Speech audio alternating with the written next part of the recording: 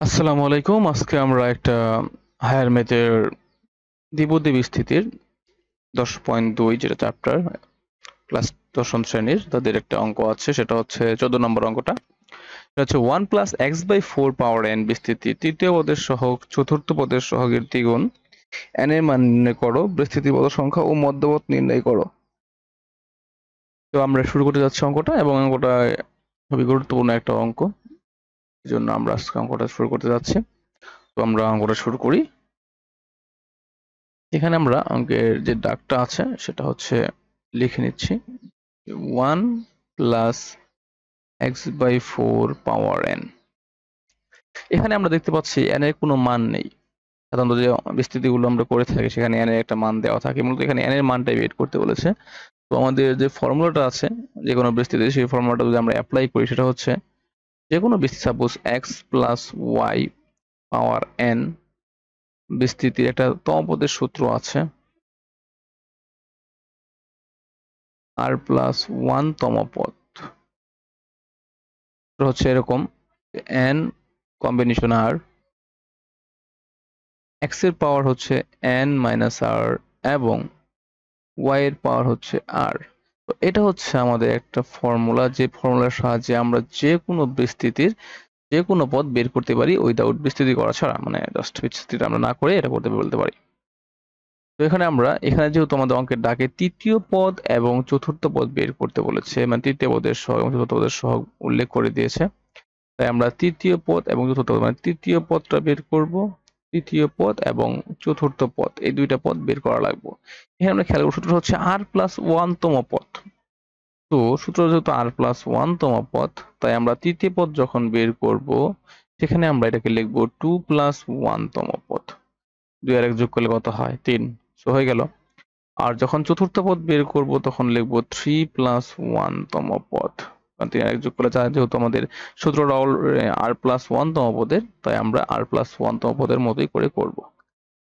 তো আমরা শুরু করতে যাচ্ছি অঙ্কটা। তো আমরা প্রথমে এটা বের করে নিব তৃতীয় পদ। তো আমরা লিখব এরকম ভাবে যে বিস্তৃতির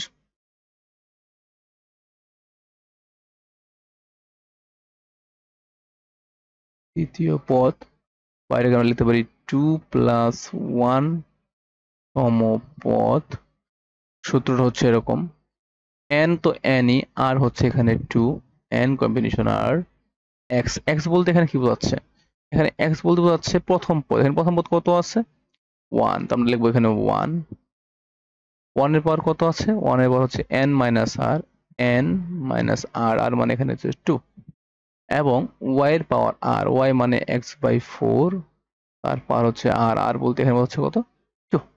ওকে, এখন আমরা এখানে n কম্বিনেশন 2 বের করব, ঠিক আছে? এখন যে কোনো কম্বিনেশনের সূত্র আমরা হয়তো জানি। n কম্বিনেশন 2, এক্ষেত্রে আমাদের কি হবে? সাপোজ আমরা একটা সংখ্যা নিয়ে কল্পনা করি, যেমন 6 কম্বিনেশন 2। এক্ষেত্রে আমরা কি করব? সেক্ষেত্রে সূত্রটা আমার জানা আছে হয়তো বা 6 গুণন 5, নিচে হচ্ছে 1 গুণন 2। তো কম্বিনেশন সূত্রগুলো এভাবে কাজ করে যে আমরা যে সূত্রগুলো লিখবো, নিচে যত সংখ্যা থাকবে সেটা হচ্ছে নিচে থাকবে ওই সংখ্যা পর্যন্ত 1 থেকে শুরু করে গুণ, আর উপরে যত সংখ্যা নিচে আছে সেই ততগুলো সংখ্যার পিছন থেকে গুণ করতে হবে। সাপোজ এখানে 2 আছে তাই হয়, এবং 5 দুইটা সংখ্যা গুণ হলো। যদি 6 3 থাকতো তাহলে হয়তো 6 গুণন 5 গুণন 4, ঠিক আছে? তিনটা সংখ্যা গুণ হইতো, নিচে 1 গুণন 2 গুণন 3 হইতো। তাহলে এখানে আমরা দেখতে পাচ্ছি এখানে আছে আমাদের n2, তার মানে n গুণন হবে n - 1, নিচে হবে 1 গুণন 2। কারণ হচ্ছে এখানে n আর n - 1 দুটি সংখ্যা। n - 1 কেন দিলাম? কারণ হচ্ছে 6, তারপর গুণ দিয়েছিলাম কত? 5, একটা কম দিয়েছিলাম। সেম ভাবে n এর থেকে এক কম হচ্ছে n - 1। এখন খেয়াল করি 1, 1 এর পাওয়ার আছে n - 2, 1 এর পাওয়ার যাই থাকুক না কেন উত্তর 1 ই হয়, আমরা জানি সবসময়। তারপরে এখানে আছে x স্কয়ার, আর নিচে 4 4 16। এখন আমরা নিচের অংশ চলে যাই, সেখানে আমরা গুণ করব। তাহলে উপরে থাকতেছে শুধু আমাদের n এবং n - 1, নিচে হইতেছে 16 দুগুণে 32, আর সাথে উপরে আছে x স্কয়ার। এটা হচ্ছে আমাদের তৃতীয় পদ। আমরা তৃতীয় পদ বের করে ফেললাম উইদাউট বিস্তৃতি, ঠিক আছে? বিস্তৃতি করা ছাড়া তৃতীয় পদটা বের করলাম। এখন আমরা বের করব চতুর্থ পদ। সেম সূত্র অ্যাপ্লাই করে লিখব কি? বিস্তৃতি চতুর্থ পদ। বিস্তৃতির চতুর্থ পদ সূত্রটা হচ্ছে 3+1 তম পদ। এখানে বাদে লিখবো 3+1 তম। সূত্র আগের মতোই, NCR বা n কম্বিনেশন r, r মানে এখানে 3, x, x মানে প্রথম পদ, প্রথম পদের পাওয়ার n-r মানে 1 এর পাওয়ার n-3, দ্বিতীয় পদের পাওয়ার r মানে দ্বিতীয় পদ x/4, তারপর হচ্ছে r, r বলতে এখানে 3।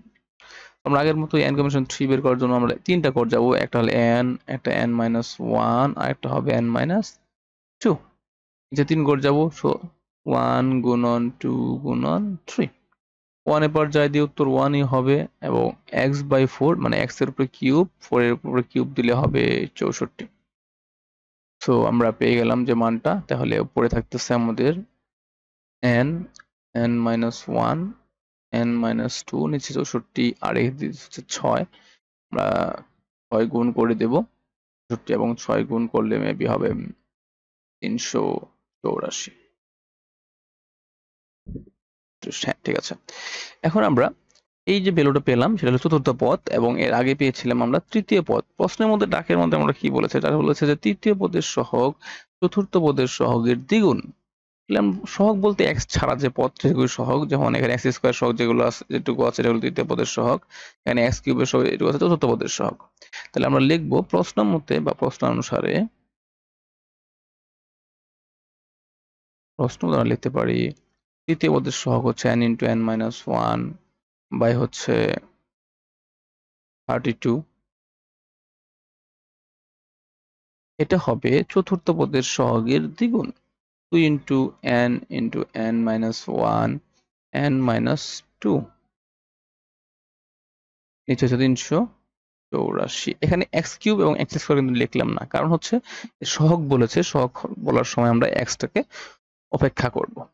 এখন দুই পাশ থেকে আমরা যদি বাদ দিয়ে দিই n এবং n-1, n এবং n-1 দুই পাশ থেকে আমরা যদি বাদ দিয়ে দিই, তাহলে আমাদের থাকতেছে এখানে যাচ্ছে শুধু 1, সরি কালিটা চেঞ্জ করে দিচ্ছি, ওকে, এখানে যাচ্ছে 1 আর নিচে থাকতেছে আমাদের সরি 1/32, আর এখানে থাকতেছে উপরে হচ্ছে 2 × n-2, নিচে হচ্ছে 384। তো এখন যদি আমরা 2 দিয়ে এখানে কাটাকাটি করি তাহলে হবে 192। তাহলে 1/32 ইজ ইকুয়াল টু n-2 × 192। আমরা এখন আর গুণ দিয়ে দিই, তাহলে 32 দিয়ে গুণ করলে 32 n-64 সমান 192। ওকে, তার পরবর্তীতে আমরা এখান থেকে n এর ভ্যালুটা আমরা বের করতে পারবো সহজে। 32n ইজ ইকুয়াল টু 256, কারণ ছোট উভয় চলে গেলে যোগ হয়ে যাবে। এখন আমরা পরবর্তীতে n এর ভ্যালুটা বের করতে পারবো, 256 ভাগ হচ্ছে 32। তাহলে n এর মানটা আমরা বের হয়ে গেল, সেটা হচ্ছে 8। কত বের হয়ে গেল? 8। তার মানে আমরা n এর মানটা বের করে ফেলতে পারলাম। এই n এর মানটা আমাদের বের করতে বলা হয়েছিল। এখন আমরা n এর মানটা বের করা ছাড়াও আমাদের আরো কিছু মান বের করতে বলছে, সেটা হচ্ছে আমাদের যে বিস্তৃত পদ সংখ্যা কত হবে এবং মধ্যপদ নির্ণয় করতে বলছে। এখন আমরা বিস্তৃত পদ সংখ্যা এবং মধ্যপদ বের করব। এখন আমরা দ্বিপদী বিস্তৃতির একটা বৈশিষ্ট্য সম্বন্ধে আমরা জানি। দ্বিপদী বিস্তৃতিতে যতগুলো n এর মান হয় অর্থাৎ পাওয়ার হয়, তার থেকে পদ সংখ্যা একটা বেশি হয়। এখন আমরা উদাহরণস্বরূপ যদি আমরা এখানে a + b হোল স্কয়ার সূত্রটা আমরা লিখি, হয়তো বা আমরা আমাদের জানা আছে a + b হোল স্কয়ার, ছোটবেলা থেকেই আমরা শিখে আসতেছি যে a + b হোল স্কয়ার ভ্যালুটা কি। তারপর আমরা লিখলাম, পেন্সিলটা পরিবর্তন করি, ওকে, সাপোজ লিখলাম আমরা a + b হোল স্কয়ার, তাহলে আমাদের পাবো এখানে a square plus 2ab plus b square. দেখো পাওয়ার আছে 2, কিন্তু পদ বের হচ্ছে একটা, দুইটা, তিনটা। আবার a + b হোল কিউব যদি আমরা লিখি তাহলে দেখতে পাচ্ছি a cube plus 3a square b plus 3ab square plus b cube. মানে পাওয়ার 3 দেওয়া আছে, কিন্তু পদ আছে একটা, দুইটা, তিনটা, চারটা। তার মানে দ্বিপদী বিস্তৃতির একটা বৈশিষ্ট্য হচ্ছে যত পাওয়ার থাকবে তার থেকে পদ সংখ্যা একটি বেশি হবে। সো আমরা বুঝতে পারলাম এখানে একটা পদ সংখ্যা বেশি হবে, যেহেতু পাওয়ার আছে 8, তাহলে পদ সংখ্যা হবে কত? 9। তো এখানে লিখবো পদ সংখ্যা হবে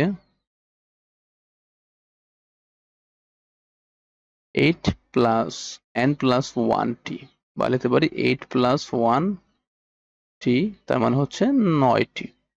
এখন আরেকটা জিনিস বের করতে বলছে, সেটা হচ্ছে মধ্যপদ। সো মধ্যপদ বের করার জন্য আমাদের যা করতে হবে সেটা হচ্ছে পদ সংখ্যা যেহেতু 9টা, জানি বিজোড় পদ সংখ্যার ক্ষেত্রে মধ্যপদ হয় একটা, আর জোড় পদ সংখ্যা থাকলে মধ্যপদ হয় 2টা, আমরা পরিসংখ্যানে পড়ে আসছি।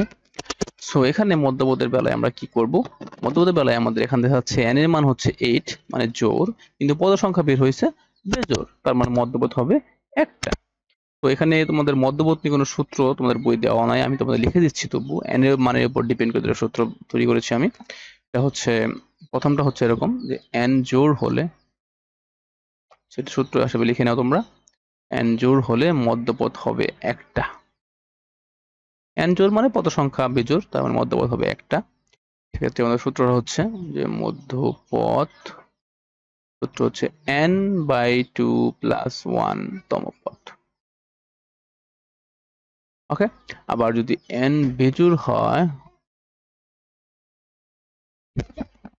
n বিজোড় হলে